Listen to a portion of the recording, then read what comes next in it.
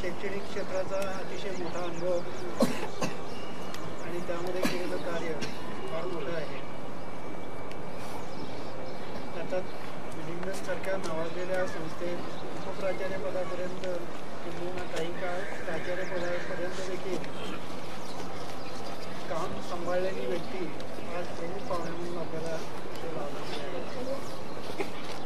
यापेक्षा अधिक ओळख म्हणजे त्यांना पर्यटनाचा भयंकर छंद आहे.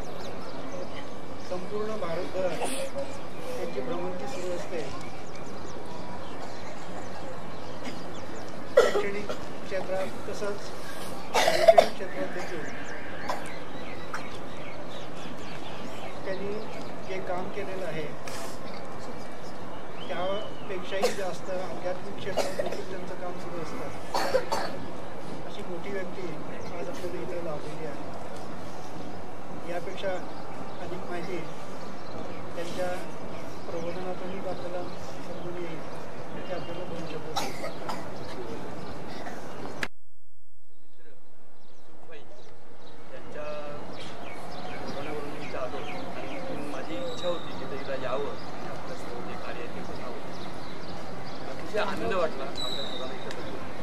पण तुमच्यावर 2 शब्द बोलायचे म्हणजे काय हे मला अजून काही समजत नाही. आमची चिन्मय मिशन म्हणून एक संस्था आहे, तिथे आमची छोटंसं बालवर्गवत चालतो. 50-60 मुलं असतात, तिथे गुंतवणूक कार्यक्रम सगळे असतात. आता तुम्हाला काहीतरी संदेश द्यायचा म्हणजे काय द्यायचा हे थोडं सांगणं अवघड आहे. कारण अजूनही तुम्ही थोडेसे मोठे झालात मग तुम्हाला बाह्य जगत म्हणजे काय समजून येईल. आज तुमचा विषय कुठला आहे, तुमचं घर, जास्त शाळा, आसपासचे मित्रमैत्रिणी हे तुमचा आजचा विषय आहे.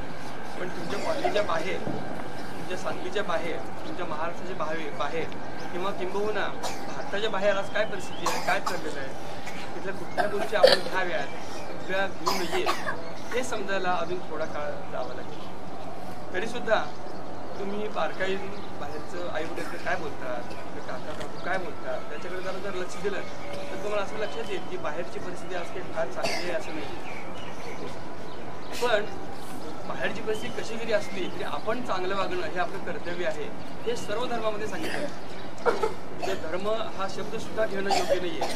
आपण माणूस आहोत आणि माणसाने कसं वागावं हे सांगायची आवश्यकता नाही आहे. आपल्या ज्या परंपरा असतात, आपल्यावर जे काही संस्कार झालेले असतात त्याच्यातून आपण माणूस म्हणून फक्त वागायचं ठरवलं तरी सर्व धर्मांचं पालन झालं असं होईल. समजा तुम्ही रस्त्यातून जाता आणखी कोणतं सायकलवरून पडला तर तो धर्म कुठला पण असू दे, आपण चटकन त्याच्या मदतीला जातो. कितीही वाईट जरी माणूस असला तरी एखादा जर ॲक्सिडेंट झाला तर त्याच्या मदतीला 2 मिनिट थांबतो. हे का तर आपलं माणूस म्हणून तसं एक उपजत तशी आपल्याला प्रेरणाच असते की दुसऱ्याच्या मदतीला जावं. समजा आपल्या शेजारी कोणती अतिशय वाईट परिस्थिती आहे, त्याला काय 2 वेळा जेवण मिळत नाही तर नॅचरली माणूस मदत हा करतोच. तर हे जे एक मानवता धर्म म्हणून जो आहे त्या मानवता धर्माचं आपण जर पालन केलं तर आपल्या सभोवतालची परिस्थिती निश्चितपणे हळूहळू का होईना पण बदलेल याची मला पूर्ण खात्री आहे. असं ते नॉस्ट्रेडामस म्हणून जो एक गोष्टी करतात त्याच्यावर मला विश्वास नाही आहे. पण तरीसुद्धा त्यांनी जे काही सांगितलेलं आहे की भारतीय संस्कृती जी आहे ती सर्व जगाला एक दिवस लीड करेल, सर्व जगाला काहीतरी मार्ग दाखवेल. आणि खरंच आहे, आपण जर आज आपण सर्व धर्माचे लोक भारतामध्ये 100 कोटी लोक आहोत, आणखीन ज्या पद्धतीनं शांतपणे आपलं जीवन चालू आहे ते आश्चर्य करण्याजोगं आहे. इतर देशामध्ये आश्चर्य करतात हे सर्व सर्वजण कसे राहतात.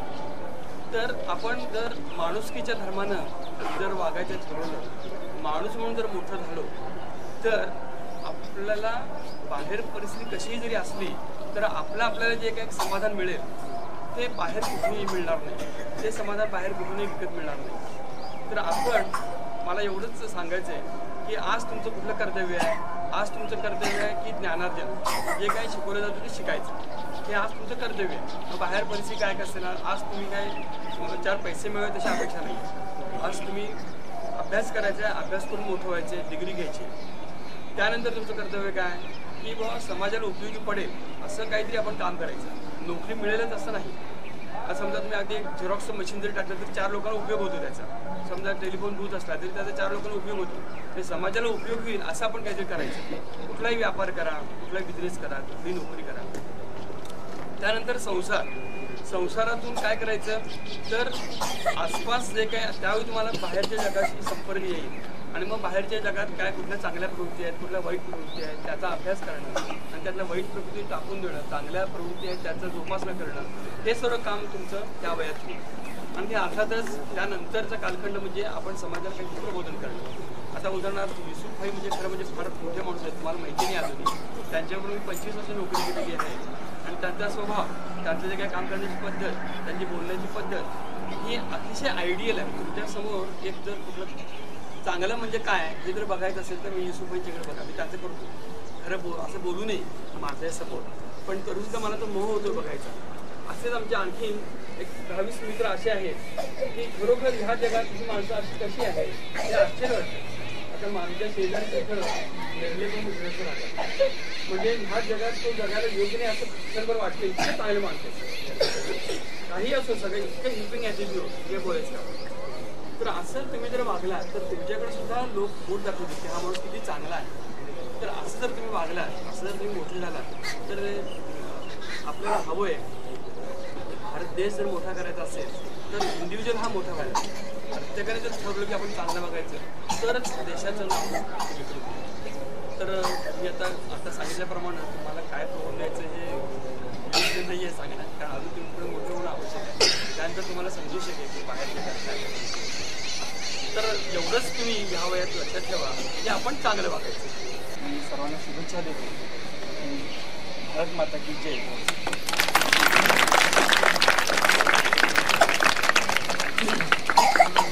माननीय अध्यक्ष पाहुणे कुलकर्णी सर, जास्त वेळ घ्यायचं नाही, फक्त आभार प्रदर्शन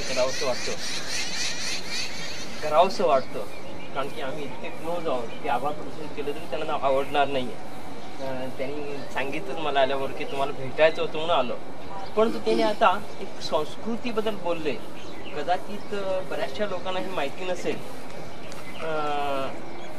मोहरममध्ये आपण जो आशुरा पाळतो आणि त्यावेळेला इमाम हुसेन इस्लामची निर्घृण हत्या करण्यात आली.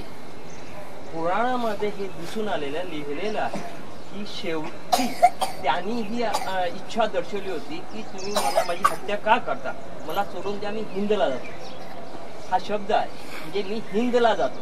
आता ते हिंदुस्थानला जातो हा प्रश्न ह्याचा अर्थ असा आहे की त्यावेळेला जी संस्कृती होती, जी एक पाहुणचार किंवा लोकांच्या वरती दया, आपल्याला फार चांगले उपदेश केलेले आहेत, फार चांगले काही बाबी सांगितलेले आहेत. कधी खोटं बोलायचं नाही, जे काही एक आपल्याला एक दुसऱ्याला मदत करायचं असेल ते मदत करायला पाहिजे, जे तितकं शक्य असेल ते.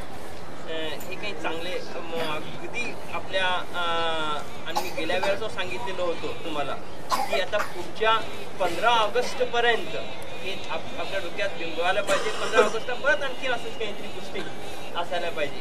तर मी कुलकर्णी सरांचे त्याचप्रमाणे आपले जे कुलकर्णी सर आहेत त्यांचे अध्यक्ष चेअरमन साहेब आणि बोर्ड मेंबर सगळ्यांचे आभार मानतो. त्यांनी आपले वेळ देऊन आम्हाला या ठिकाणी मुलांच्या सोबत काहीतरी एक चांगले बोल आणि चांगला वेळ काढला त्याबद्दल मी सर्वांचे आभार मानत आहे. आणि कार्यक्रम संपलेला आहे हे प्रदर्शित करतो.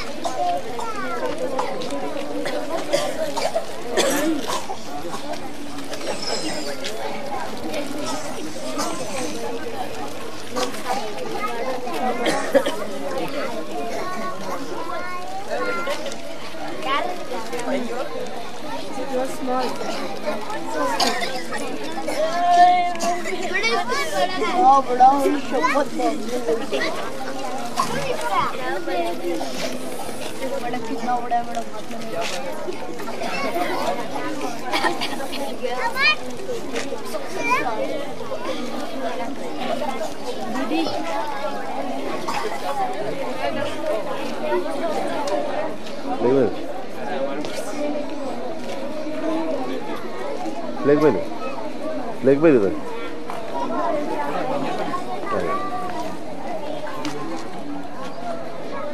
hey.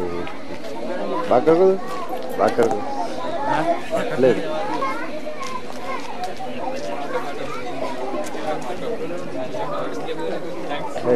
यही कर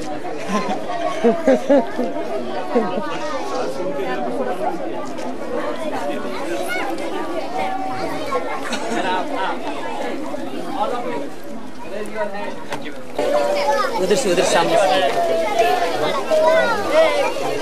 खाना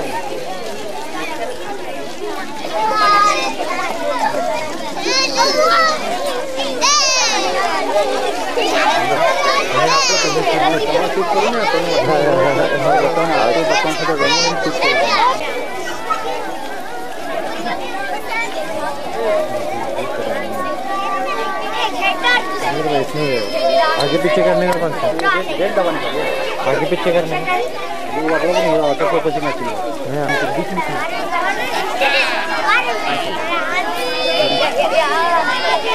बीच में खड़ा करते हैं उधर खड़ा करते हैं